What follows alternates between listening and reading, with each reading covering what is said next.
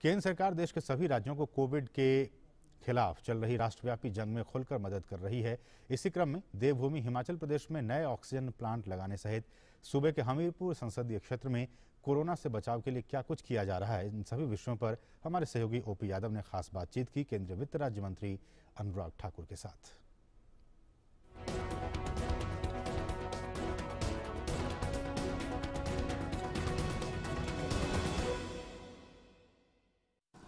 हमारे साथ केंद्रीय वित्त राज्य मंत्री अनुराग ठाकुर मौजूद हैं। आइए जानते हैं इन्होंने अपने संसदीय क्षेत्र में कोरोना काल में क्या क्या महत्वपूर्ण इनिशिएटिव लिए हैं ताकि आम जन की जान बचाई जा सके और सच्ची राष्ट्र सेवा का परिचय दिया जा सके। अभी कोरोना काल चल रहा है, आपने अपने संसदीय क्षेत्र में बहुत सारे इनिशिएटिव्स लिए हैं, क्या क्या मुख्य कार्य अभी हो रहे हैं? कोरोना संकट से अपने देश और अपने प्रदेश को बचाने के लिए हर कोई हर संभव प्रयास कर रहा है। मैंने भी अपनी जिम्मेदारी निभाते हुए हमीरपुर संसदीय क्षेत्र में और हिमाचल प्रदेश में, जहां हमीरपुर संसदीय क्षेत्र में 3 PSA ऑक्सीजन प्लांट लगाने की शुरुआत की है और उसको रिकॉर्ड 1 महीने के अंदर हम लगाकर पूरा कर देंगे।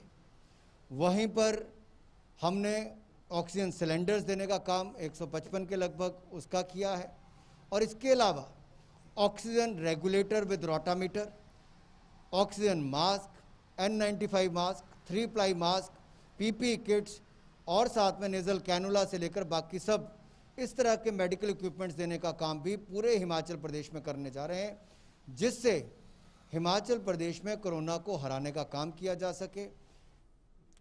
असम को लेकर भाजपा अध्यक्ष जेपी नड्डा के दिल्ली आवास पर बैठक चल रही है। इस बैठक में गृहमंत्री अमित शाह और भाजपा के संगठन महासचिव BL संतोष शामिल हैं। इस बैठक में असम भाजपा के वरिष्ठ नेता हेमंत बिश्व शर्मा भी शामिल हुए। उसके बाद सर्बानंद सोनोवाल ने भी बैठक में हिस्सा लिया। असम में मुख्यमंत्री चयन के मुद्दे पर जल्द ही भाजपा संसदीय दल की बैठक होगी, जिसमें असम भाजपा विधायक दल का नेता चुनने के लिए पार्टी पर्यवेक्षकों को भेजने का फैसला करेगी। अब सभी की निगाहें भाजपा संसदीय बोर्ड की बैठक और उसके बाद राज्य में भाजपा की विधायक दल की बैठक पर लगी हुई है।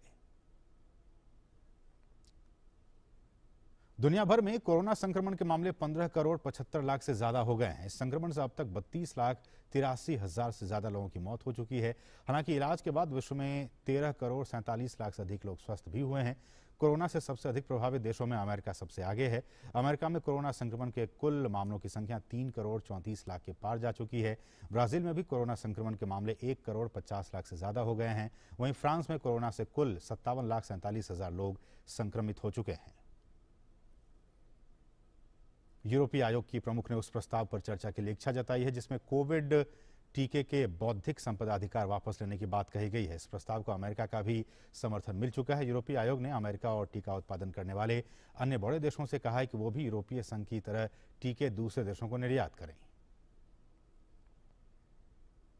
ब्रिटेन में कोरोना महामारी के मामलों में गिरावट होने पर 17 मई से अंतर्राष्ट्रीय यात्रा को फिर से शुरू किया जाएगा।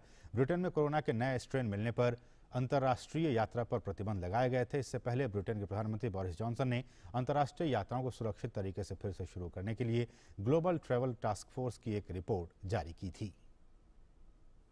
बोलीविया और चिली द्विपक्षीय संबंधों को सामान्य करने पर सहमत हो गए हैं। हालांकि इस समझौते में एक समुद्र क्षेत्र में प्रवेश के बोलीविया के विवादित दावे का मामला शामिल नहीं है। दोनों देश एक समिति के गठन पर सहमत हुए हैं जो सीमा पार माल के लाने ले जाने, पर्यावरण, पर्यटन और नशीले पदार्थों पर रोक लगाने जैसे मामलों में सहयोग पर काम करेगी।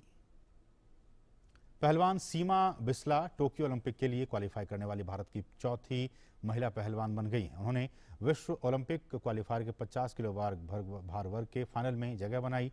सीमा ने यूरोपीय चैंपियनशिप की कांस्य पदक विजेता पोलैंड की अन्ना को 2-1 से मात दी। अब फाइनल में वे इक्वाडोर की लूसिया येपेज गुज़मैन से भिड़ेंगी। इससे पहले हाल ही में अल्माटी में एशियाई चैंपियनशिप में कांस्य पदक जीतने वाली सीमा ने बेलारूस की खिलाड़ी को अनास्तासिया को 8-0 से हराया था।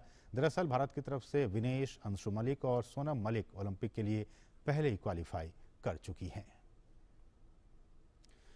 तो इस बुलेटिन में फिलहाल इतना ही, लेकिन वही आपसे एक बार फिर से रिक्वेस्ट है, गुजारिश, अनुरोध कि जब भी आप घर से बाहर निकलें मास्क जरूर पहनें, अपने हाथों को नियमित अंतराल पर धोते रहें, 2 गज की दूरी बनाए रखें और कोविड प्रोटोकॉल का आप जरूर पालन करें, तभी आप कोरोना से बचकर रह सकते हैं। तो इस बुलेटिन में फिलहाल इतना ही, हमें दीजिए अनुमति।